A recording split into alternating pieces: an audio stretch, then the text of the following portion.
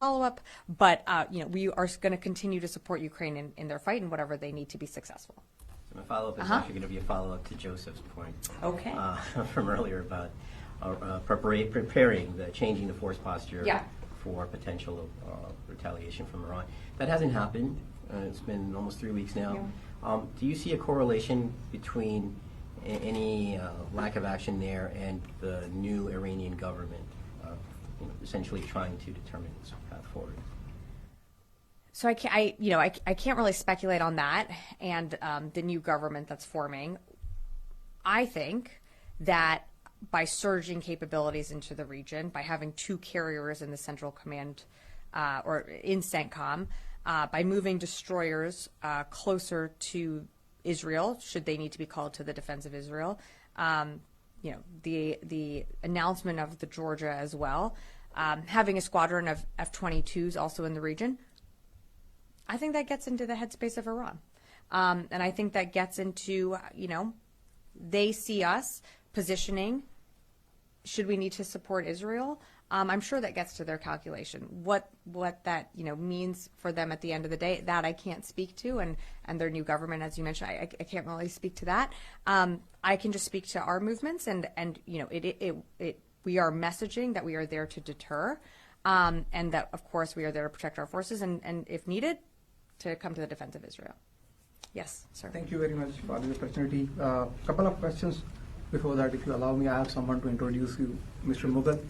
Pakistani journalist, he's been in Russia and United Kingdom, reported many political events and other things. Now he is joining us from here. So the question is regarding the top Iraqi official visited this week Pakistan and had meeting with Pakistani military officials. And it's been reported from July that Pakistan and Iraq both comes to an agreement of $1.8 billion US for the 12 units of Mashak training jets. And now they are in talks regarding JF-17 fighter aircraft that China and Pakistan initially produced. So at the same time, when US is considering its troop withdrawal from Iraq, and Iraqi military is considering to get some Chinese technology from Pakistan, is there any concern from US, or you are aware on this? I don't really have a comment to offer on unfortunately, I don't have a lot to offer on what you're asking right now. What I can tell you is that when it comes to our relationship with Iraq, the HMC conversations are ongoing. We are moving towards a bilateral security agreement. When we have more to announce on that, we certainly will, but I just don't have more for you today on that. So about the USS Abraham Lincoln that just arrived in Middle East with F-35 fleet. Mm-hmm. So is there also something in the consideration with the US to address your Arab allies' security from that, specifically because we are aware that like US and Saudi Arabia both are in talks for defense deal, and Saudi Arabia continuously asking for defense sureties from the US. So in the context of Iran retaliation to Israel, is there something consideration as well for the Saudi context to secure their interest with this placement? I don't have anything in terms of the, I think Saudi should speak for their own government and their own decisions. Our decisions are made on, what the Secretary deems is needed for the region, and working with General Kurilla and others to ensure that, one, of course, we're always taking into consideration protection for our forces in the region. Two, we do not want to see, we know that tensions are high, we want to see a de-escalation of tensions in the region. Three, we're also sending a message that, should we need to do what we did on April 13th, we are even better positioned than we were then to come to the defense of Israel. Again, we don't want to see it get to that level. We want to see tensions de-escalate, and the best way for us to see that happen is through, seeing the ceasefire deal come to fruition. Our teams are working hard over there right now to see that be put into place, and we want to see the hostages come home. Just along the high-level military mission you in the Iraq. So with the ongoing possible Iranian retaliation, is there any changing about the U.S. troop withdrawal talks or something that was in process, something in consideration? The HMC conversations and dialogues continue. I'm not going to speculate on what a future attack could do to those conversations. Yes. Yeah, thanks so much. A few days ago, General Ryder said that if we see any real threats from ISIS based in Afghanistan, we will take an action. So the Taliban officials claim that they eliminated Daesh or ISIS in Afghanistan. My question is are the Taliban a partner with the Pentagon or with the U.S. government in terms of fighting Daesh or ISIS? So the U.S. has a global coalition to defeat ISIS. The Taliban is not part of that. The U.S. works with like-minded partners and allies when it comes to to ensuring the defeat of ISIS.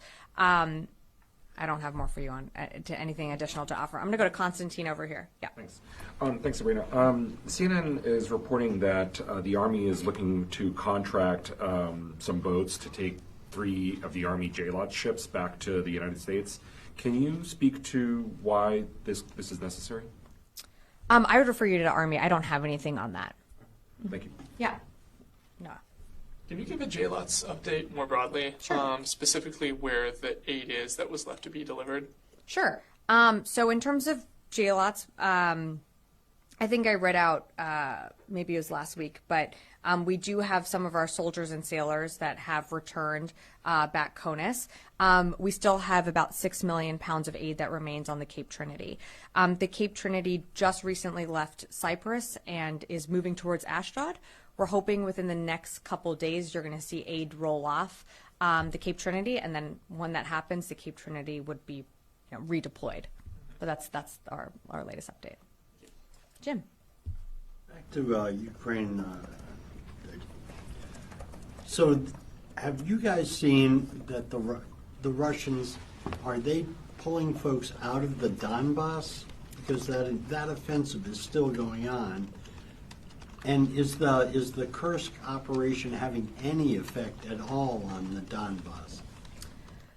So, in terms of where Russians are repositioning some of their troops from, I can't really speak to that. We know that there has been some movement, but, really that's not for us to speak to. I think when it comes to your second question, it remains to be seen how Kursk impacts the East. That's something that, we're still trying to get a better understanding from the Ukrainians on the long-term goals in the region or in that area, and also understanding how that fits into their strategic operation. So, that's still something that we're working through, and I just don't have that answer for you on how that impacts the East just yet, because I don't think we know. Is that one of the things that the Secretary is asking his counterpart? I won't go beyond the readout, but you can believe that the Secretary is asking a lot of questions. Yes, one here, and then I'll go to Liz. Thank you very much, Sabrina. Russian President Vladimir Putin has visited Chechnya after 13 years. How do you see this visit, especially in context of Ukraine advancing into Russian territory? Is it a backstep of Russia, or is it a victory of US-led Western Bloc military strategy that Chechnyan group has been supporting Russian army? So President Vladimir Putin has visited it after 13 years. So is Russia on the back foot right now? I think you're seeing Russia continue to recruit and amass a force, and they have that ability to do that. I can't really speak to this visit. I'm sorry, I just don't know enough about it to really comment on it. But what I can tell you is what we're doing, and what we're doing is supporting Ukraine. And you have the Secretary leading the Ukraine Defense Contact Group almost monthly. You have 50 nations coming together to support Ukraine. So that stands in contrast to some of the friends that Russia is turning to when it comes to procuring either security assistance or, whatever it might be. That stands in strong contrast to, the 50 countries and like-minded nations that are supporting Ukraine every single day in their battlefield needs. Liz, last one. Thanks, Sabrina. We have Liz and Lucas in the room today. Yeah, Okay, tag team. with questions. Moving back to the Houthis, why does the U.S. not have a larger presence in the Red Sea and Gulf of Aden? Because the Houthis are still having successful attacks. So I wouldn't say that we don't have a presence. We still maintain a presence in the region, and it doesn't, just because the United States might not have a destroyer in the Red Sea doesn't mean that we don't have other partners operating there that are either part of Operation Prosperity Guardian or operating on their own. So I think it's important to remember that this is a global coalition and it is a global problem. And it's not just the United States that is there to defend shipping lanes and to ensure freedom of navigation. It is on all of us. And that's what you're seeing, other countries come to the rescue and support of crews who, were hit by the Houthis, earlier this morning. Another country's ship helped rescue that crew. So the United States will always adjust its force posture there, but just because we don't necessarily have a presence in that specific strait doesn't mean that one of our partners or allies doesn't. Thanks. Just a quick follow-up. Since these attacks are still continuing and the U.S. hasn't been able to deter the Iran-backed Houthis, how is the U.S. supposed to deter this potential attack from Iran on Israel? And yet I just got questions about why hasn't Iran attacked yet? And I would almost say is deterrence working?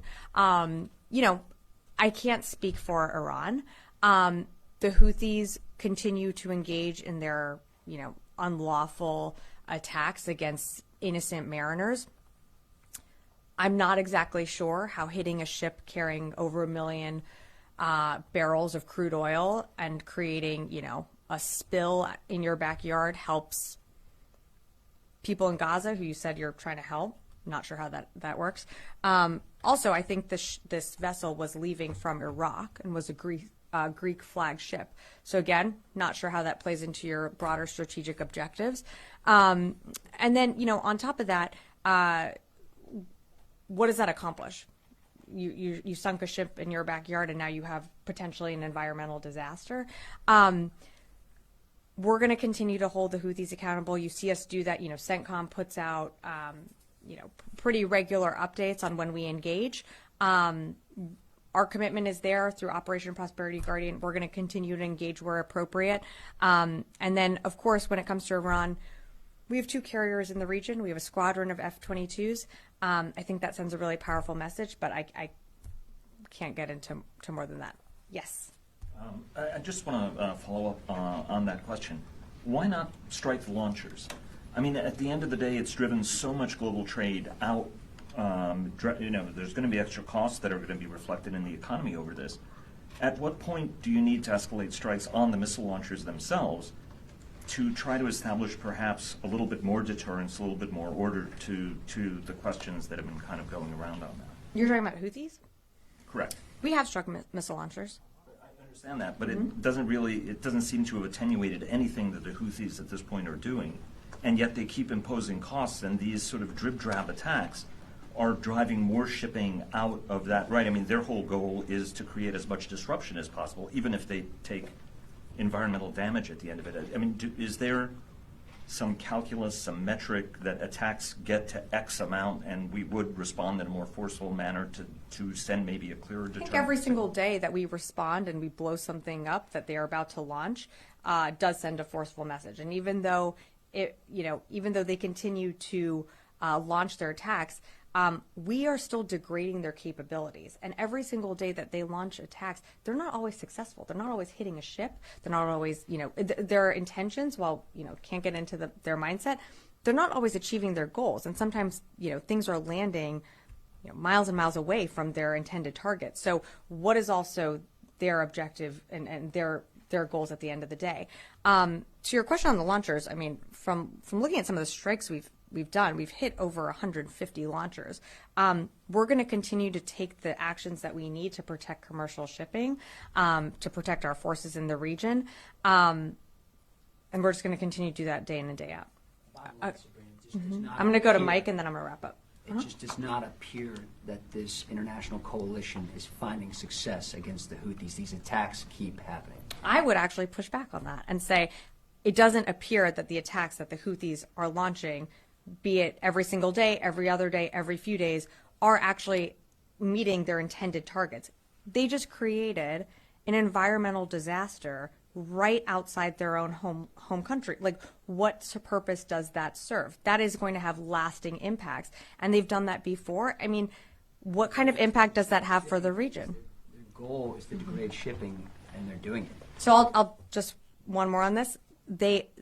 while they continue to launch attacks, we have ensured that shipping has continued through those shipping lanes. We want to see it. We want to see it protected. That's why you have Operation Prosperity Guardian. We're going to continue to do our jobs, and we'll leave it at that. Mike, and then we'll wrap up.